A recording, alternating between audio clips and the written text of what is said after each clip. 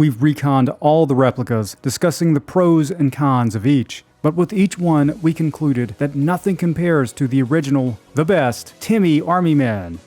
These lifelike plastic warriors have captured the imagination of children spanning generations and have even found a stronghold in wargaming where grown adults battle it out on tabletops.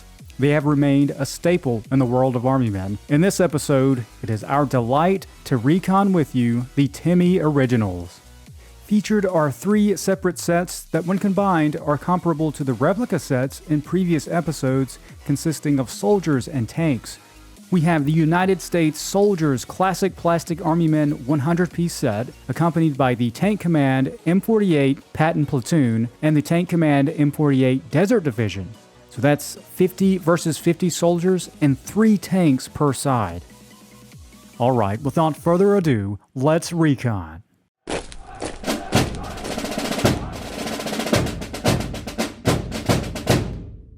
Examining the packaging, we notice they're arranged with greens on the bottom and tans on the top. This could be to help with the assortment before battle, but I'm guessing that's for quality control purposes and to ensure an equal number of soldiers per side. That deployment is total nostalgia, and the color contrast is completely awesome. You have the classic OD greens versus the bright tans.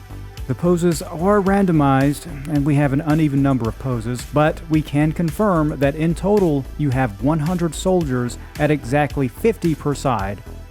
And with so many soldiers, we were able to maintain a good distribution of stances. These close-in shots really reveal the splendor of these units with unparalleled detail. Just the 100-piece set of soldiers alone costs as much or even a little more than the mini sets available, no matter if they're replicas or other types and eras. I think what's important to note is the amount of soldiers, 50 versus 50, compared to about 20 or 30 v 30 with other sets. The same thing holds true for the tanks. Rather than getting 1, you get 3, and they're of a medium size, which is decent compared to the size of the soldiers. And then of course, the quality of the molds you're purchasing, the details are impeccable. To top it all off, these armies are manufactured right here in the good old US of A. Notice the officer's BDU above the gun belt. The fabric protrudes outward as though the belt is tightly fastened. The interaction between the clothing and the belt is common among the other stances, and you'll notice the same dynamic occurring above the boots. The seams of the shirts are visible, especially along the back, as you can see a seam running from shoulder to shoulder. The wrinkles appear to be incredibly lifelike, and as we examine them further, we see that they're not there for the sake of being there. They actually make sense with how they interact with the body. They increase with the folds of the body dependent upon the stance, such as around the armpits, the inner elbow, and the inner thighs. The portions of the clothing opposite the body movements are more flat as they are being stretched.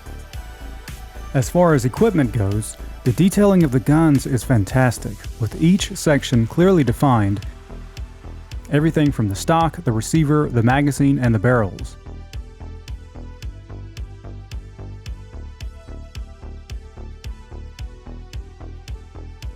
So detailed are the figures that you can see facial expressions such as the sniper closing one eye to line up the perfect shot. No piece was left without consideration. When it comes to precision injection molding, these Timmee soldiers are top of the game. There is fabric atop the helmets with wrinkles in it as it stretches around the circumference, and towards the brow of the helmet you have a little lip. The machined molds that are used in Timmee's manufacturing process resemble actual black and white photographs. It is phenomenal. This is all American precision. That is what you're getting when you buy Timmee. You're purchasing precision and a high quality toy that will last decades. Here's an interesting comparison. 2 replicas from separate brands next to the original. This shot speaks for itself, as the detailing of the Timmee is unmatched. From the helmet down to the boots, every section is better looking, and I'm always amazed by the realism of the hands.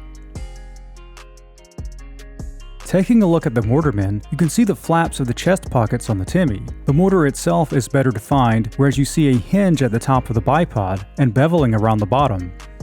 The machine gunner stances display the most obvious differences of the sets. The Timmees each have bipods attached with little hinges at the top of them, and you can easily distinguish each individual section of the machine gun. We roll on to the tank platoons. Each platoon comes with a total of 3 tanks. Featured here are the OD green and tan colors, and you can see they're a good size in comparison with the Sldiers, with an approximate scale of 1/48. These are M48 Pattons consisting of hard plastic that has a gorgeous shine to them. The side profile is clean, the main cannon is aimed upward, clearing the entirety of the vehicle. The spokes of the tracks are each seated differently, but all are consistent. And here you can see notches protruding from beneath the tracks. The notches on the tracks make it easier to move the tank, as the treads aren't simply grinding across surfaces. And the turret pops off with a little bit of effort. It appears to me that the turrets are designed to pop on and off, but that's my opinion and not stated by the manufacturer. You can see here the turret goes back on with a little push, and we are back in fighting condition. And the detailing of the green tank is consistent with its tan counterpart. And here we take a top, side, and bottom view. As we take a look over the top, you see familiar detailing which we encountered with the replicas. However, these details are better defined and much more pronounced. There's a support bracket that goes from side to side that helps stiffen the frame. Now let's take a look at each brand's tanks. As I've said before, the tanks of the other brands are much better replicas than the Sldiers themselves, but the Timmees maintain superiority with their defined edges and detailing. The turrets of the Timmees are a bit taller and more consistent with the real-life version of the M48 tank. From the front, we see that all the profiles of the tanks are very close, but the Timmees are just a bit wider. The smallest set is the Adventure Force.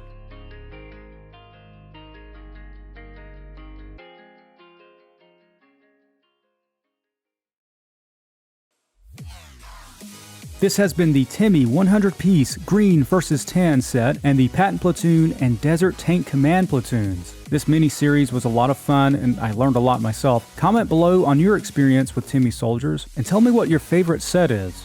Amazon store links are in the description, and folks, I humbly ask that you consider supporting me on Patreon. That goes towards supporting the channel so that we can have bigger, better, and more reviews. Thank you so much. For Call of Plastic, I'm Bill Greenwater. We'll see you soon.